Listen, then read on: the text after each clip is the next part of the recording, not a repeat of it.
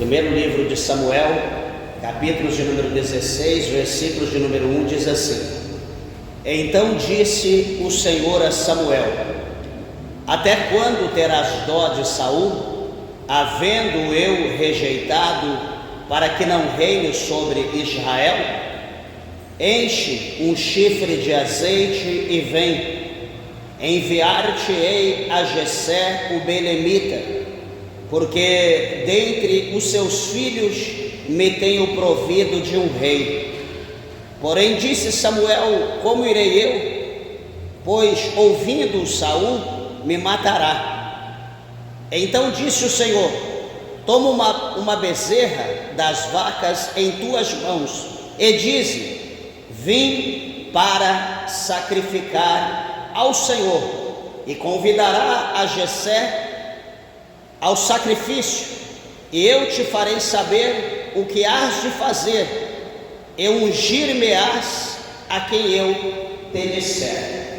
Amém, meus irmãos? Vamos orar. Levante a tua Bíblia ao céu, as tuas mãos, peça para que Deus, o Senhor, fale conosco. Glorioso Deus, amantíssimo, eterno e poderoso Pai, Deus de Abraão, Deus de Isaac, Deus de Jacó. Senhor, aqui está, meu Deus, a tua igreja santa. Aqui está, meu Deus, a tua palavra, que é como um martelo que esmiuça a penha. Ó Deus soberano, suribicanta, labasterianta, labai. Meu Deus e meu Pai, alcança agora a tua santa igreja, meu Deus. Alcança cada ouvinte da tua palavra, meu Pai. Aqueles que estão perto, ó Deus, aqueles que estão a longa distância, Senhor. Ó Deus poderoso, tu conheces, meu Pai, a necessidade de cada servo, cada serva. Opera, meu Deus, Senhor, milagrosamente, meu Pai. Orienta, labassuricanta, labaia, e conceda, meu Pai, a grande vitória, o grande milagre na vida, meu Pai, do teu povo. Permita, Senhor, com que a tua palavra, ela entre em cada coração no profundo da alma, e que ela venha produzir o resultado pela qual ela é enviada pelo teu Espírito Santo. Fala conosco, meu Deus, em nome de Jesus Cristo. Amém, Jesus. Amém. Meus irmãos, podeis nos assentar. Desocupe vossas mãos e dê uma salva de palmas bem alegre para Jesus.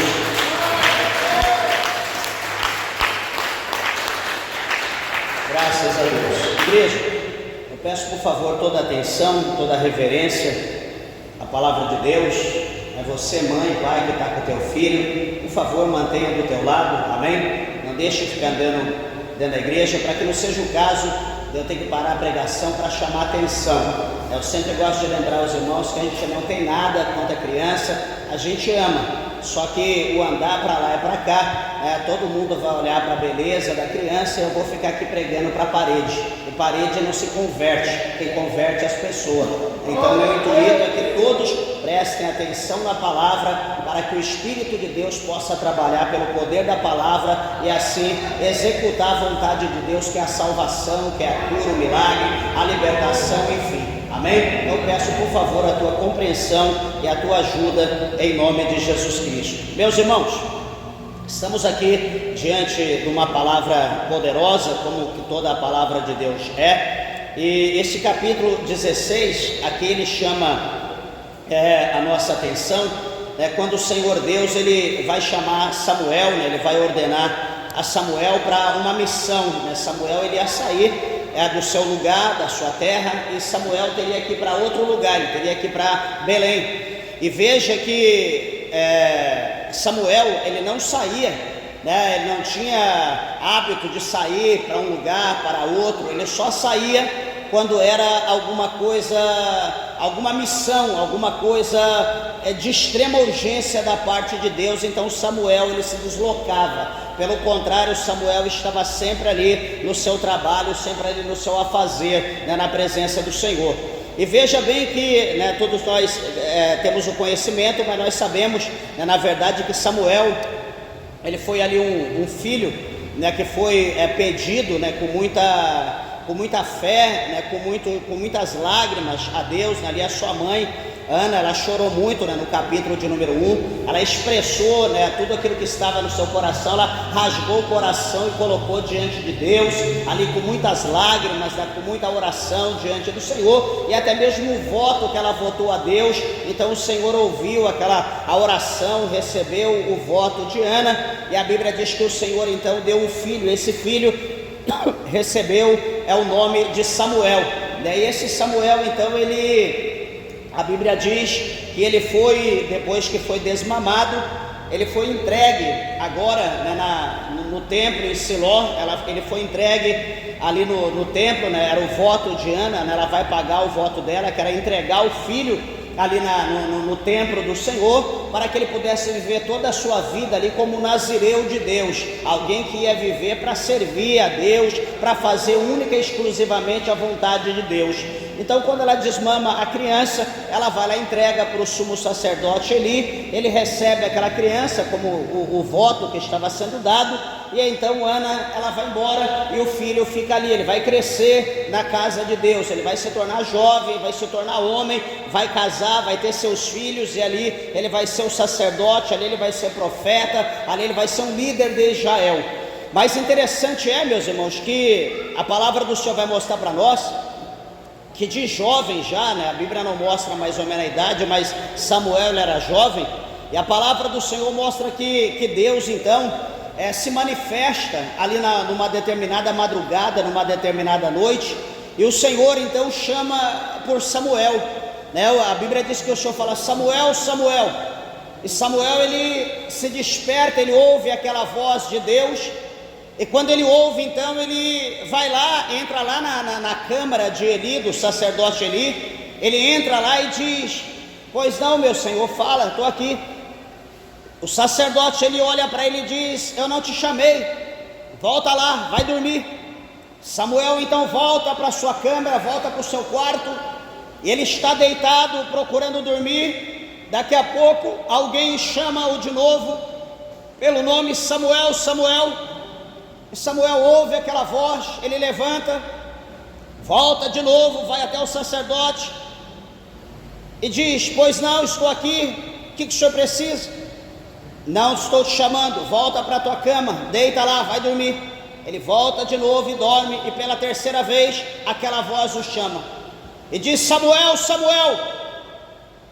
E Samuel volta novamente até Eli, e ele então entende, ele vai entender que o Senhor, Deus abençoe, evangelista, o Senhor, ele vai entender que é Deus que está chamando Samuel.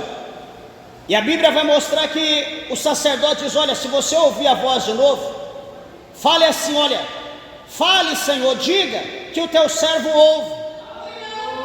E então Samuel volta, deita e fica ali, naquela expectativa: fala, fala, fala, eu quero ouvir, fala.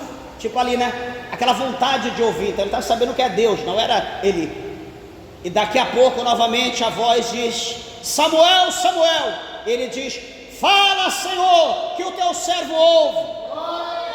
Louvado seja o nome do Senhor. Veja, meus irmãos, que eu olho no início dessa palavra, eu vejo que nem todos, veja que Samuel, Eli, morava no templo, tinha a câmara, os quartos, aonde eles dormiam, mas eles viviam no templo, noite e dia, orando, jejuando, consagrando, buscando a Deus, cuidando do trabalho da casa de Deus, mas ele não conhecia a voz de Deus.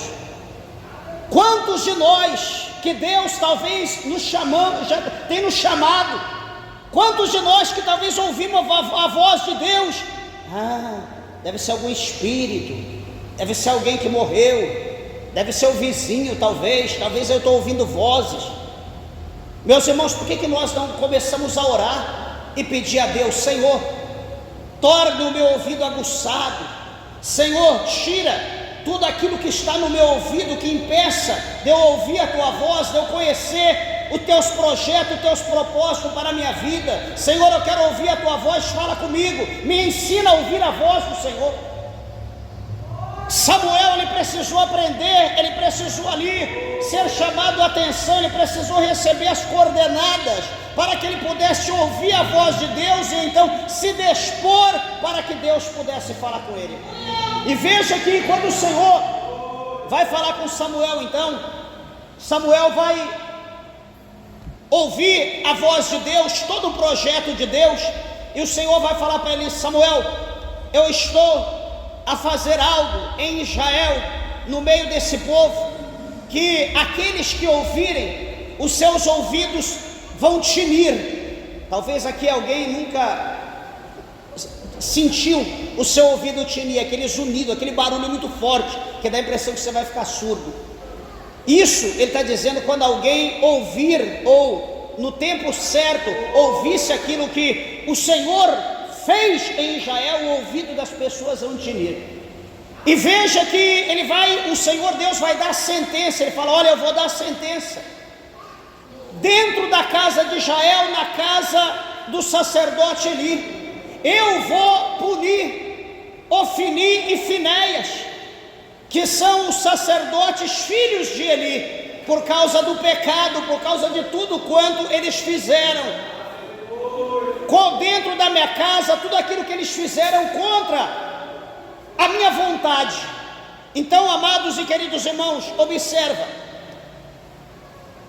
que vai passar-se o tempo, lá do capítulo 3, 4 para frente, a Bíblia vai mostrar que os filisteus vão se levantar contra o povo de Israel. É no capítulo 4 aqui de Samuel. E a Bíblia diz que o exército de Israel então vai combater contra os filisteus. Só que os filisteus, eles vão temer, porque o exército de Israel era temido. E a palavra de Deus mostra para nós que Israel, ali passando por um processo, por perca em meio à guerra, um ganha, outro perde, outro ganha. A guerra sempre é assim, ninguém ganha sempre. A Bíblia diz então que foi mandado alguém buscar, Ofni e Finéias, buscar a arca de Deus e trazer a arca de Deus para o campo de batalha. Observa que a arca de Deus simbolizava a presença do Deus de Israel. Era um simbolismo muito forte, era uma presença muito poderosa. Não era qualquer um que podia tocar a mão, ou chegar perto ou olhar.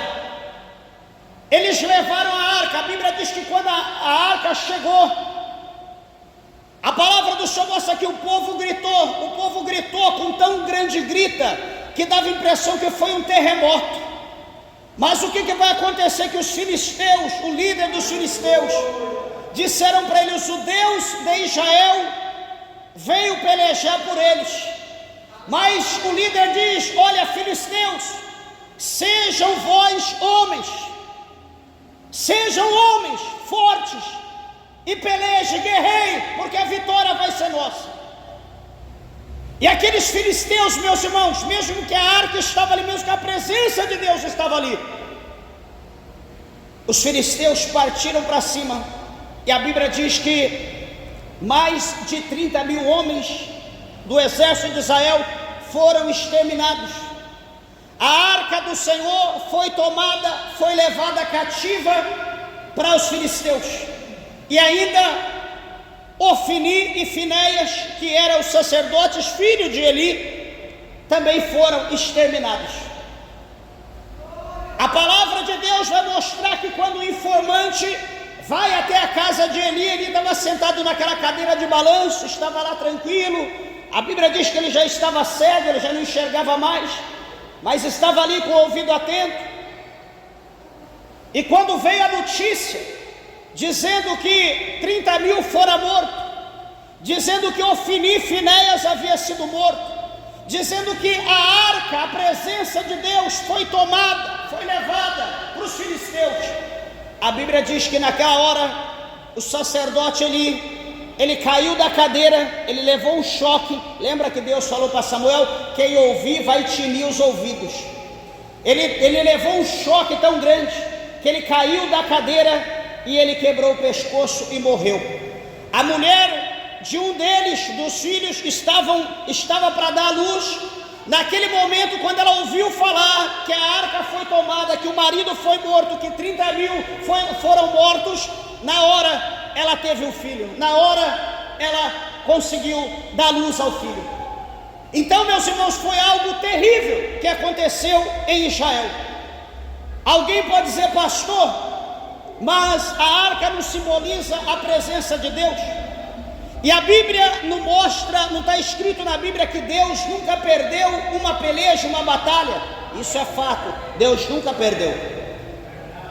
E aquela guerra que estava ali não era uma guerra de Deus, era guerra de homens.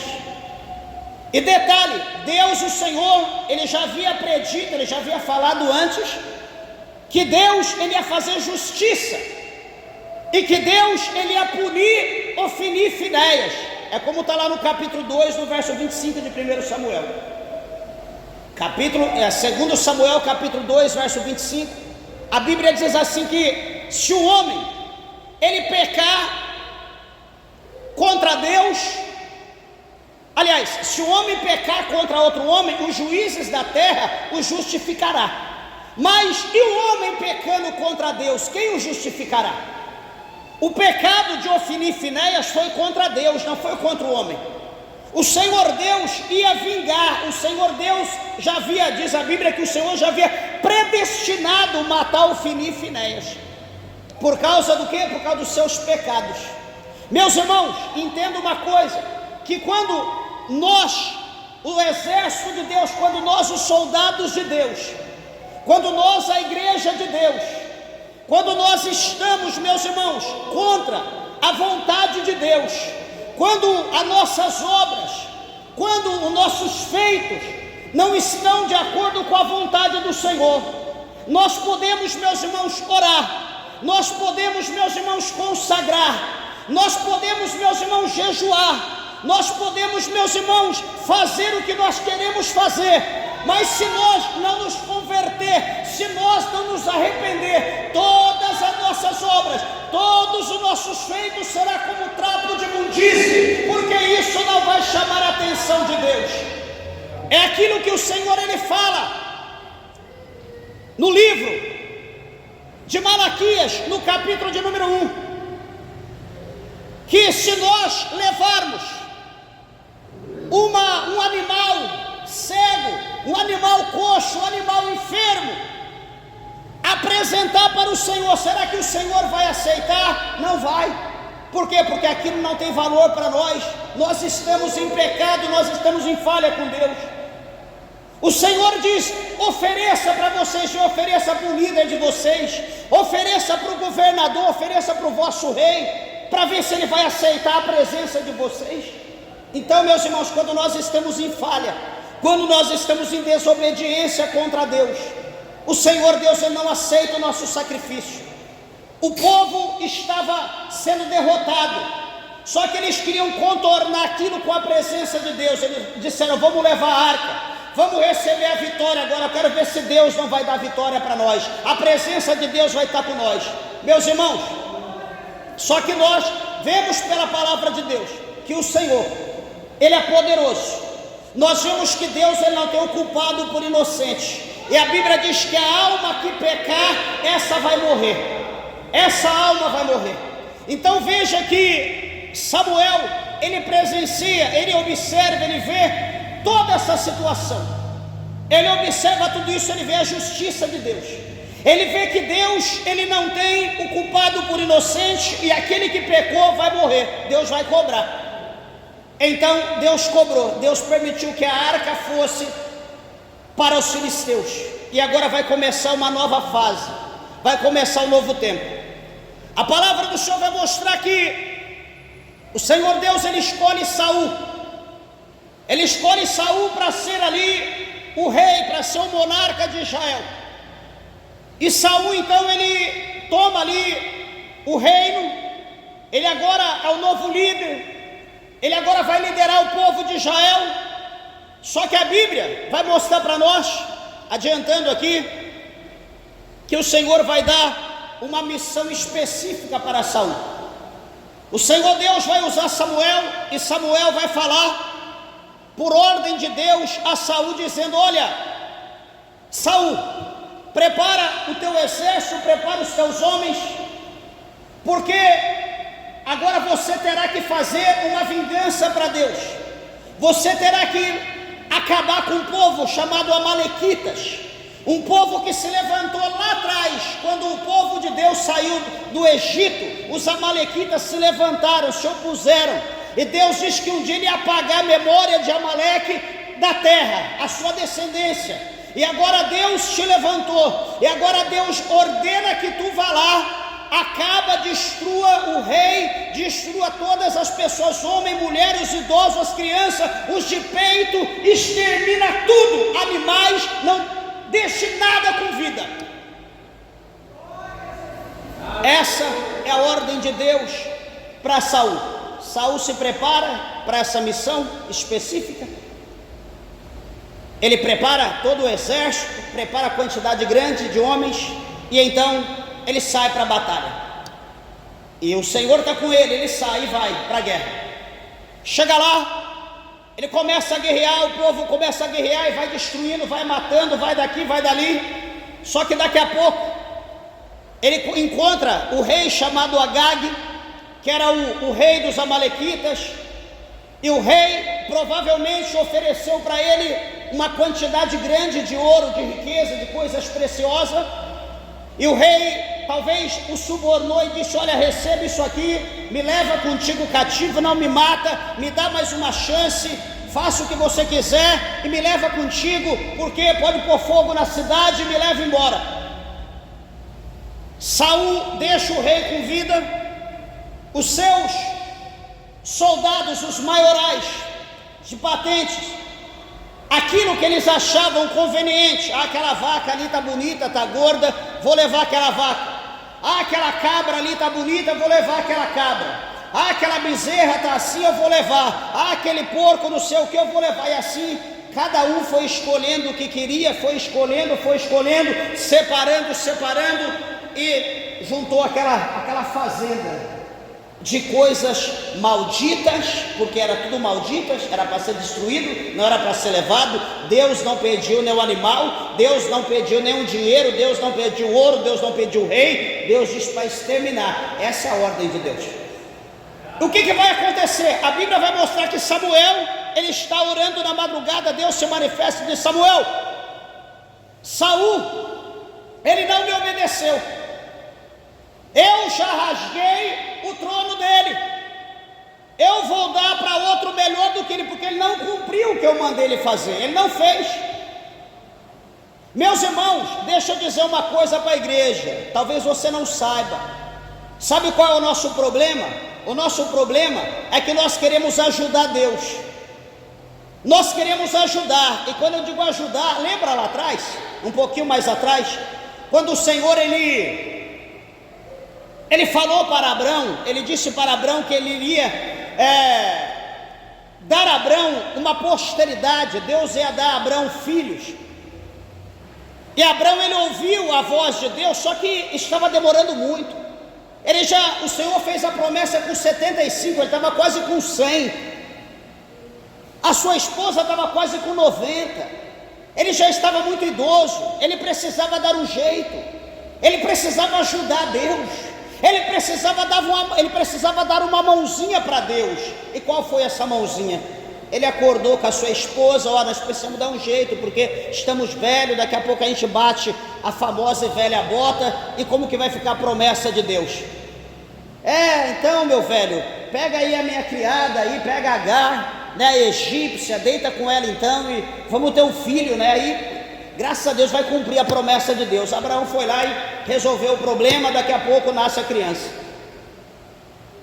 nasce Ismael. Opa, todo mundo feliz, eis aí a promessa, olha aí, não sei o que. O Senhor Deus olha para Abraão e diz: Abraão, de jeito nenhum, isso aí não é minha promessa, isso é a tua vontade. A minha promessa vai ser da sua entranha com a sua esposa Sarai. Não é isso aí, eu não mandei você fazer isso. Meus irmãos, quantas das vezes nós vamos querer ajudar Deus, meus irmãos, e nós tropeçamos? Quantas das vezes nós queremos dar uma mãozinha para Deus e nós erramos, nós pioramos as coisas.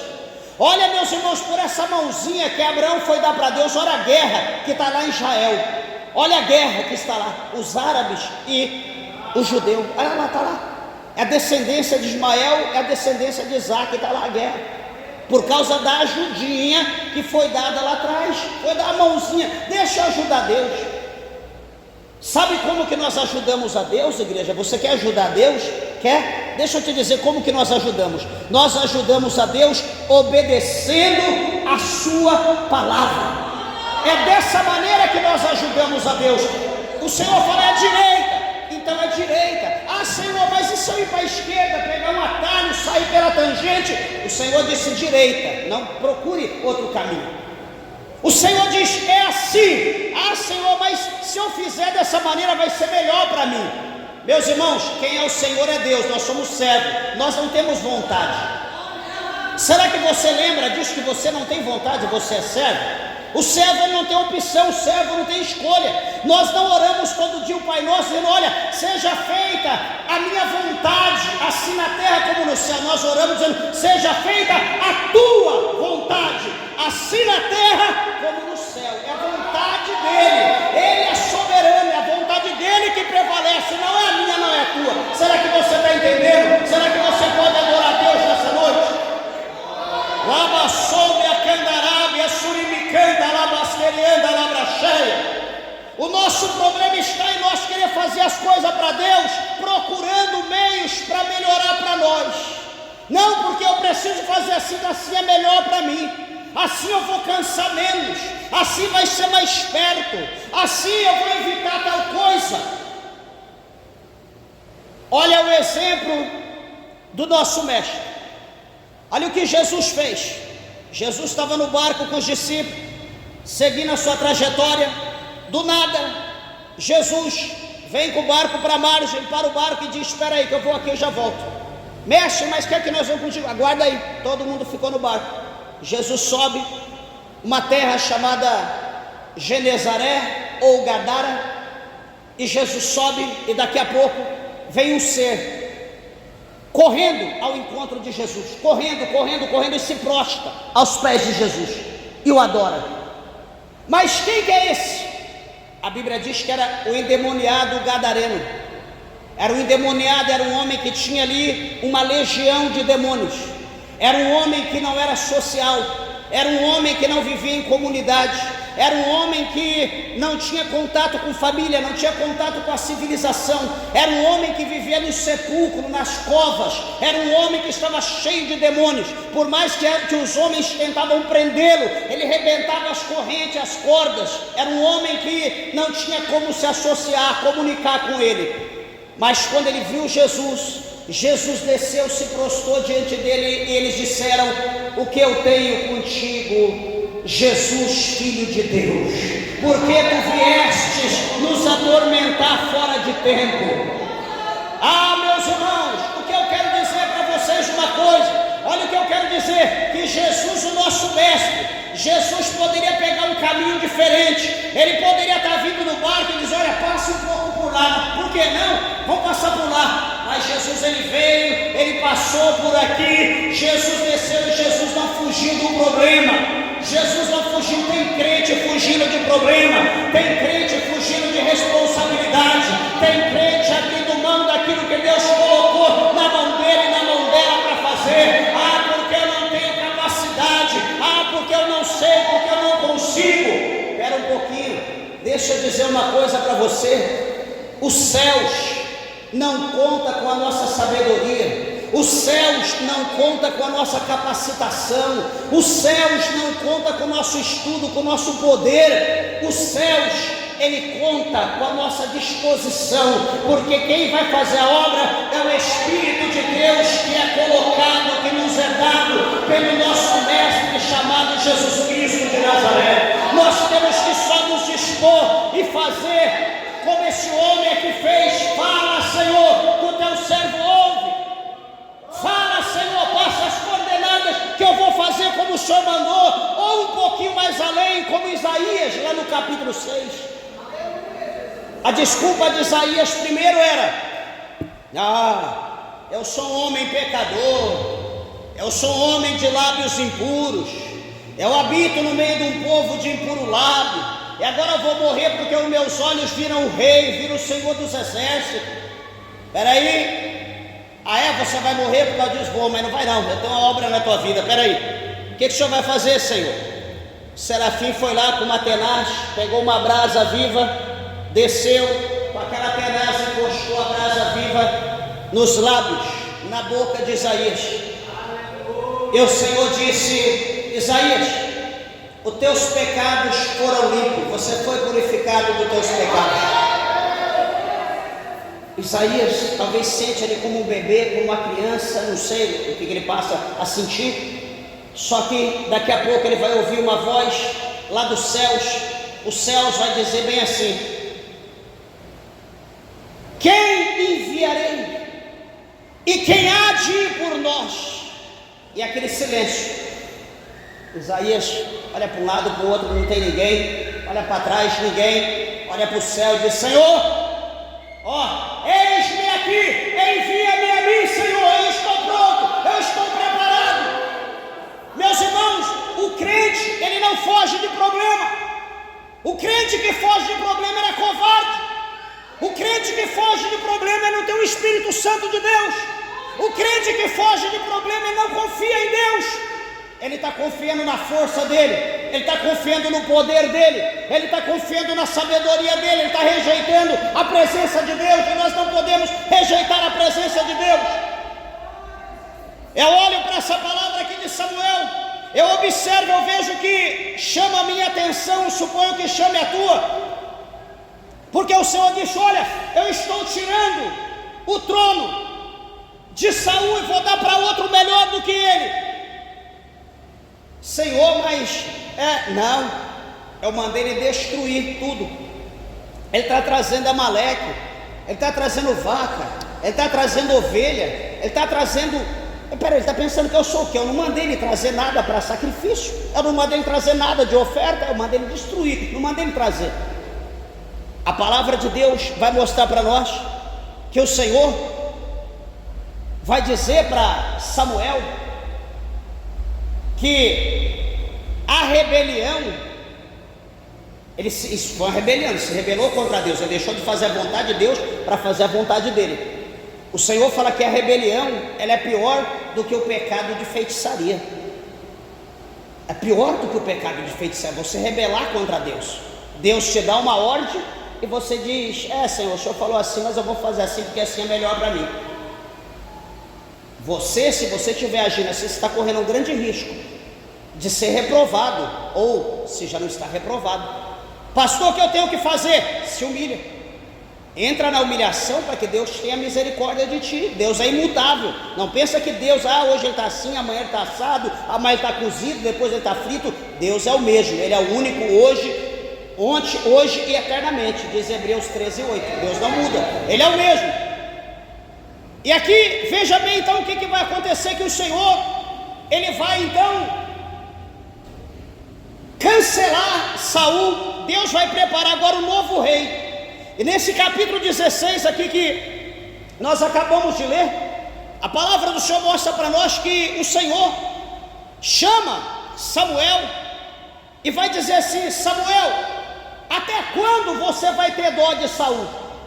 Porque Saul talvez estava ali: oh meu Deus, tem misericórdia, Senhor. Saul, eu que ungi ele como rei, Senhor, eu que profetizei para ele, meu Deus, o que vão falar acerca de mim? Senhor, tenha misericórdia, tenha dó de Saul, Senhor, faça alguma coisa. O Senhor olha para ele, chama ele, e disse o Senhor a Samuel: até quando, Samuel, você terá dó de Saul? Olha que Samuel estava querendo que Deus agisse com misericórdia, só que Deus decidiu, está decidido, não tinha misericórdia. Até quando você terá dó de Saul, havendo eu rejeitado para que não reine mais sobre Israel? Eu rejeitei, chega.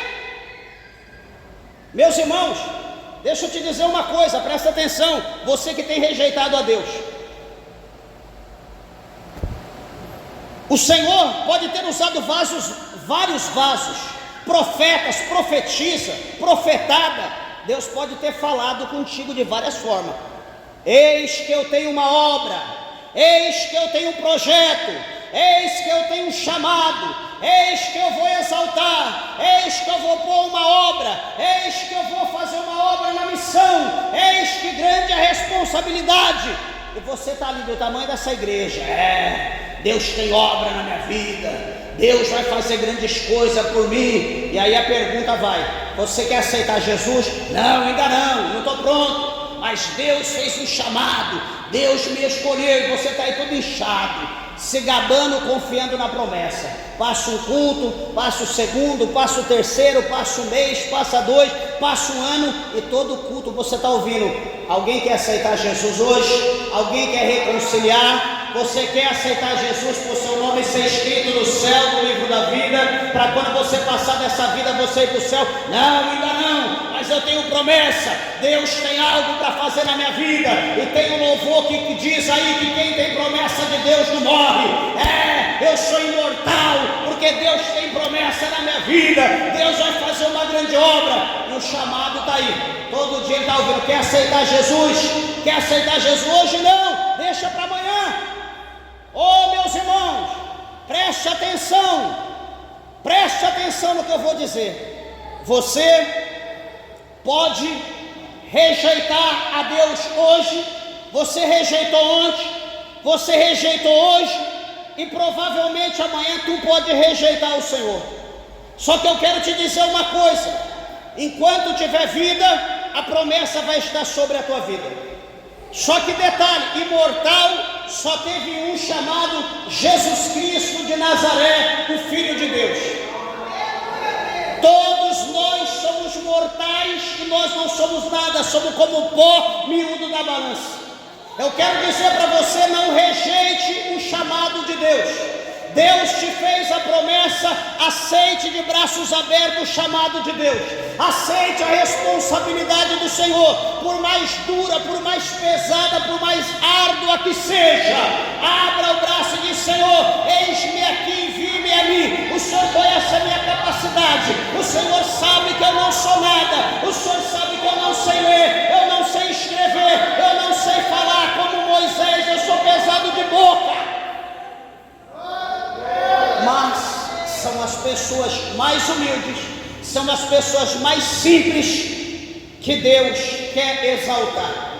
São essas pessoas mais desprezadas, são essas pessoas que ninguém dá nada. Aquele lá, que não dá nada não. É esse tipo de gente que Deus quer manifestar a glória dele. Olha lá, quer ver um exemplo? Estava lá na beira do mar Pedro, Tiago, João, Bartolomeu, André, e estava lá todo mundo pescando, consertando rede, arrumando barco. Passavam os fariseus ali, passavam os escribas, nem olhavam. Por quê? Eram marujos ali, estavam ali trabalhando, pessoas que não tinham estudo, homens que viviam só da pesca, pessoas que não sabiam falar. Estava ali homens simples, que não era nada. Os pescadores estavam todos lá pescando. Passavam os escribas, passava o sacerdote, passava todo mundo ali, nem olhava para eles. Talvez comprava um peixe, olha lá. Olha a diferença. Jesus está passando por ali, Jesus está passando. Daqui a pouco Jesus olha, Jesus vê João, Jesus vê Tiago: ei, vocês dois, deixa o que você está fazendo, vem, me segue. Na hora jogaram o barco, rede, seguiu Jesus. Jesus vê Pedro, Simão Pedro, vê André, seu irmão, e diz: olha, vocês dois vêm, deixa aí, vem, me segue. E eles vão largando e vai seguindo Jesus. Jesus passa pela alfândega, pela cobradoria, está lá um homem chamado Levi ou Mateus. Jesus diz: ei, vem, sai daí, deixa aí o trabalho, vem, me segue. Levi deixa lá o caixa, deixa o dinheiro e vai atrás de Jesus. Peraí, meus irmãos, são as pessoas desprezadas. Esses homens eram desprezados. Os cobradores de impostos eram amaldiçoados pelos judeus, ninguém dava nada, não queria ter contato com eles. Os pescadores eram pessoas desprezíveis. Jesus chamou e disse: vem. Todos vieram e foram seguir a Jesus. E por intermédio desses discípulos que Jesus chamou, Jesus os discipulou, Jesus os ensinou, Jesus foi para o céu. Lá no céu, Jesus derramou o Espírito Santo sobre ele. Foram cheios, se tornaram grandes homens. E por intermédio deles, desses homens vis, desses homens que não sabiam falar, desses homens que não tinham conhecimento, o Evangelho chegou até mim, chegou até você e vai continuar até o fim do mundo. Lá sob a calada cheia. Olha para a tua vida, você pode ser simples, você pode ser pessoa comum, mas é esse tipo de gente que Jesus quer. Jesus não quer quem está lá no tribunal, Jesus não quer o engenheiro, Jesus não quer o médico de fato, quer salvar a alma deles, mas para a obra dele, Jesus quer você. Jesus quer nós, Jesus nos quer. Pastor, mas eu não sei falar. Lê a Bíblia. Êxodo 3. Moisés diz: Senhor, o Senhor chamando ele: Moisés, vem, vamos lá, vou levar você lá no Egito para você tirar o... Senhor, eu não sei falar, Senhor, eu sou pesado de boca. Moisés, quem fez a boca?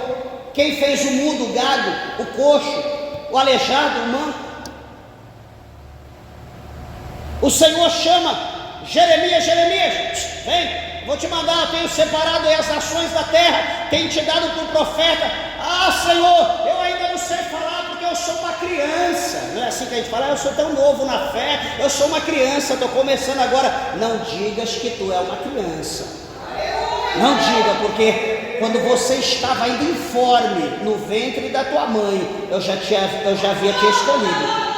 Eu te escolhi quando você estava informe, e as nações já estão aí preparadas, já está preparada, porque eu te dei como profeta essas nações. Vai fazer a minha obra, Jeremias, não questione.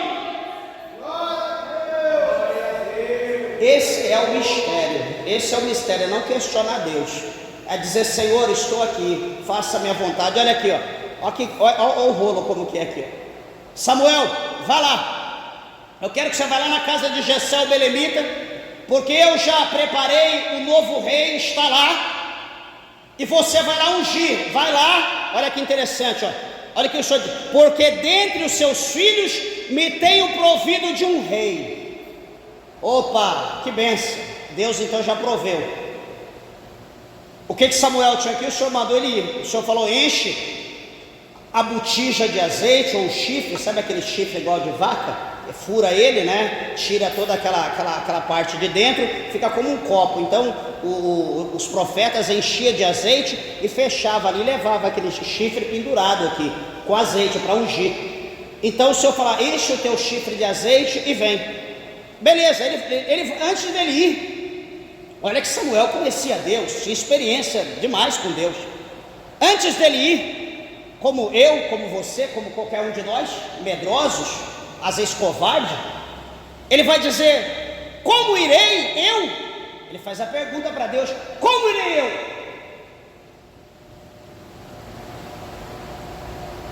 A propósito, será que Samuel está querendo Uber? Será que Samuel está querendo um avião? Será que Samuel está querendo um trem? Um navio? Será que ele está querendo uma carruagem? Ele olha para Deus e diz: como irei eu? Faz uma pergunta. Meu amigo, eu te dei a ordem, o problema é teu, você que se vira, dá um jeito como você vai fazer para ir. Eu estou te mandando ir, então arruma um jeito melhor, vai lá e execute o que eu mandei. Mas ele, para arrumar conversa, para se esquivar, para não ficar mal falado, porque Samuel, aquele que te ungiu, está indo lá na casa de Jessé para ungir o novo rei. Olha, ele está te reprovando. Ele está te reprovando, vai tirar você para o outro. E olha que ele é profeta. Então, para ele não se queimar com Saul, peraí, como que eu vou? Como irei eu? Já pensou, meus irmãos? Isso é pergunta de se fazer para Deus? Peraí, Deus não te deu as pernas? Deus não te deu a condição? Se vira. Mas, olha o que ele vai dizer: como irei eu? Pois ouvindo Saul, me matará. Então ele estava com medo de morrer. Interessante quando eu estava conversando com os irmãos, e a nossa fala era isso: todo mundo quer ir para o céu, não é? Se eu falar que quem quer ir para o céu, a gente levanta até os pés. Só que daí vem a pergunta: quem quer morrer? Tá, pastor, não quero que o meu cachorro morra não, eu gosto demais dele, meu papagaio, meu gato. Não estou falando eu, estou falando você. Deus me livre, eu quero chegar a 100, 200. Mas você quer ir para o céu? Quero. Aí o que nós dizíamos? Que hoje as pessoas querem ir para o céu como foi Elias, as pessoas querem ir para o céu como foi Enoque, né? As pessoas querem viver e ir para o céu vivo, sem morrer. Ninguém vai, meus irmãos, pode ter certeza. Você precisa morrer, você terá que morrer. E a Bíblia diz que aquele que morre, que passa dessa vida, ele não passa para a morte, ele passa da morte para a vida, ele vai ter vida eterna. Essa é a promessa que Jesus faz para nós. Então Samuel, na verdade, o problema dele, como irei eu, é porque ele estava com medo de morrer.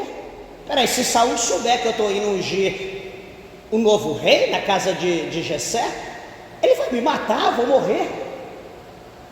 Já pensou um profeta, um homem como Samuel, com medo de morrer? Olha para nós, como que está nós? Será que nós estamos prontos? Ou será que, Senhor, ainda falta, eu tenho que casar? Senhor, eu preciso arrumar uma esposa, eu preciso arrumar um esposo, eu preciso ter filhos. Deus, eu preciso ter minha casa. Meus irmãos, se chegar meia hora, está aqui a chave do meu carro, está aqui meu telefone, fica à vontade, não me preocupo com nada, meu relógio, o que você quiser, roupa.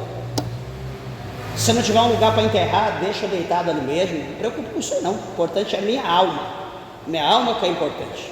Isso que é importante, a tua alma que é importante. O que eu vou deixar, como que vai ficar a herança? Vai ficar aí para o fogo. A Bíblia diz que o fogo que vai tomar conta de tudo isso. Mas você, nós temos que estar pronto. Nós temos que estar preparado, por quê? Porque nós não sabemos o dia e nem a hora. Mas o que há de vir, ele virá e ele não tardará. Não preocupe com as coisas dessa terra, porque se nós preocuparmos com as coisas dessa terra, nós vamos nos embaraçar. E aquele que milita a boa milícia, ele não se embaraça com as coisas dessa terra, já dizia o apóstolo Paulo. Ele está alistado e o negócio dele é marchar em direção ao céu. Por isso que o caminho do crente é para frente e para o alto, não é para a direita, não é para a esquerda, tampouco para trás, é para frente. Lama sube a candarábia, suribicanta, labra cheia. Se Saul souber, ele me matará. Então o Senhor vai dar uma estratégia para o nenenzinho chamado Samuel, barbado. Deus vai dar uma estratégia para ele. Ele vai dizer: olha, meu filhinho, toma uma bezerra das vacas em tuas mãos. Pega uma bezerra, uma vitela, uma bezerrinha nova. E então você vai, e se porventura alguém perguntar alguma coisa, você diz: vim para oferecer um sacrifício ao Senhor. Olha como Deus não deixa a pessoa no vento. Olha como Deus não nos deixa no vento. Samuel perguntou, Deus respondeu, Deus deu a estratégia. Só que Deus vai impor algo, Deus vai impor uma coisa. O versículo 3 diz bem assim, presta atenção: Samuel, você convidarás a Jessé ao sacrifício. A ordem de Deus convida Jessé para o sacrifício, e eu te farei saber o que hás de fazer. E a outra coisa é: e ungir-me-ás a quem eu te disser. Isso Deus propôs, duas coisas: eu te farei saber, quando você chegar lá, eu te farei saber o que hás de fazer. E segunda coisa: e você vai ungir quem eu disser. O que o Senhor está dizendo? Vai tranquilo, entra na casa de Jessé, fica na dispensação, fica em paz, fica tranquilo, porque chegando lá, eu vou te dar as coordenadas do que tu vai fazer. Só vai, fica tranquilo. Leva a vitela, a novilha, se alguém perguntar, diz que você vai sacrificar, e vai embora. Chegando na casa de Jessé, fica tranquilo que eu então vou te dar as coordenadas, qual vai ser o rito ali, o ritual que você vai ter que fazer. E detalhe, e você vai ungir quem eu te disser. Meus irmãos, deixa eu dizer uma coisa. Você sabia que não tem profeta perfeito? Você sabia que não tem profetisa perfeito? Não existe. Se alguém disser, ó, ali, não existe. Samuel, olha o gabarito de Samuel. Samuel é um padrão. Olha para a pessoa de Samuel. O que vai acontecer? A palavra do Senhor vai mostrar para nós que Samuel, então, ele chega até a casa de Jessé. Chegando na casa de Jessé, o versículo de número 6, vai mostrar para nós que ele entra na casa de Jessé. Quando ele entra, a Bíblia vai mostrar que ele viu um homem chamado Eliabe. Esse homem chamado Eliabe, ele era irmão de Davi. E veja que quando ele olha para Eliabe, ele vai dizer, ele mesmo diz: certamente está perante o Senhor o seu ungido. Ele disse, não foi o Senhor disse: olha Samuel, diante de ti está o meu ungido, manda o chifre de azeite na cabeça dele. Deus não falou isso. Ele olhou e disse: certamente está, diante do Senhor, na minha presença, o ungido do Senhor. Eis aqui eu vou ungir. Por que ele vai ungir? Por que ele quer ungir Eliabe? Por que ele quer derramar o azeite na cabeça dele? Porque Saul era um homem de alta estatura, era um homem formoso, era um homem forte, robusto. Ele olha para Eliabe, o irmão mais velho de Davi. Ele vê esse homem alto, robusto, forte, aparente, uma boa aparência. Ele olha e ele pensa que o padrão de Deus é o mesmo. Ele olha para aquele homem alto e ele fala: opa, o padrão de Deus então é só homem alto, só homem forte, homem belo. Não é assim? Talvez você pode olhar e falar: opa, peraí, o pastor é careca, a cabeça dele está brilhando, então o chamado de pastor deve ser todos assim. Ah, pastor talvez está ali um pouquinho meio gordinho aqui, meio saliente na frente, então todo pastor é... Não é assim que funcionam as coisas. O padrão de Deus não é assim. O padrão de Deus é pessoas obedientes, pessoas que temem o seu nome. Esse é o padrão de Deus. Deus, ele não vê como eu vejo, como você vê. Sabe por quê? Olha o verso 7. Quando no versículo você diz: eis que está diante do Senhor o seu ungido. Olha o verso 7. Porém o Senhor disse a Samuel: não atendes para a sua aparência, nem para a grandeza da sua estatura, porque o tenho rejeitado. Porque o Senhor não vê como vê o homem, pois o homem vê o que está diante dos teus olhos, porém eu, o Senhor, vejo o que está aqui dentro, vejo o coração. Olha a diferença, meus irmãos, de Deus para o homem. Olha como Deus vê. O homem vê o que está por fora, o homem vê só o exterior, o homem vê a estatura, o homem vê a formosura, mas Deus vê o coração. Sabia que Deus está analisando o nosso coração aqui nessa noite? Deus está vendo, observando o coração de cada um de nós.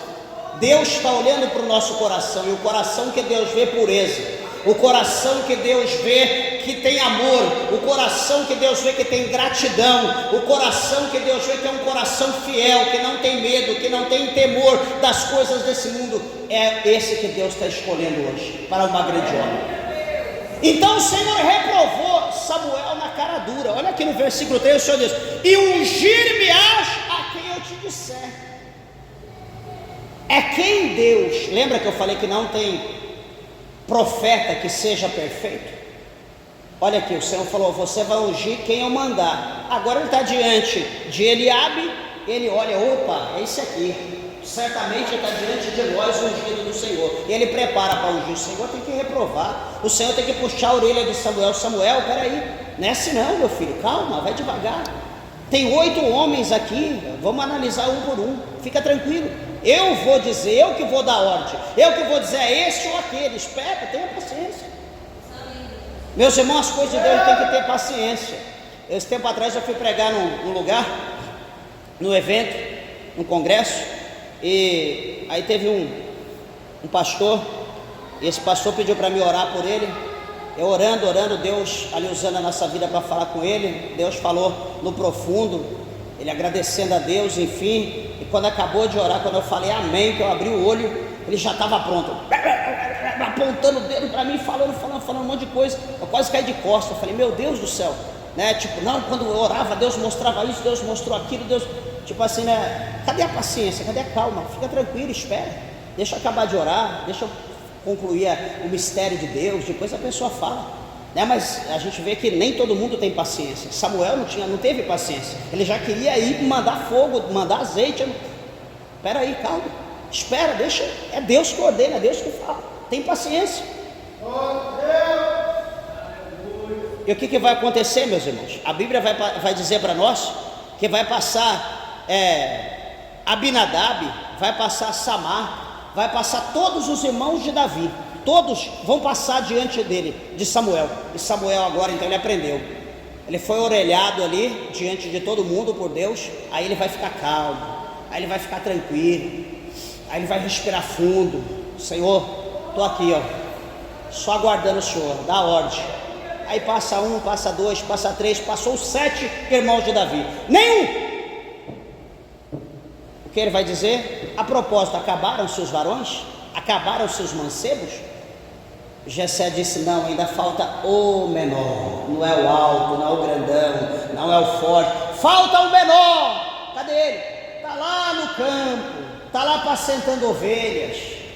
Quem é ele? É Davi, meu filho menor, traz ele. Nós não vamos sentar para o banquete enquanto ele não chegar.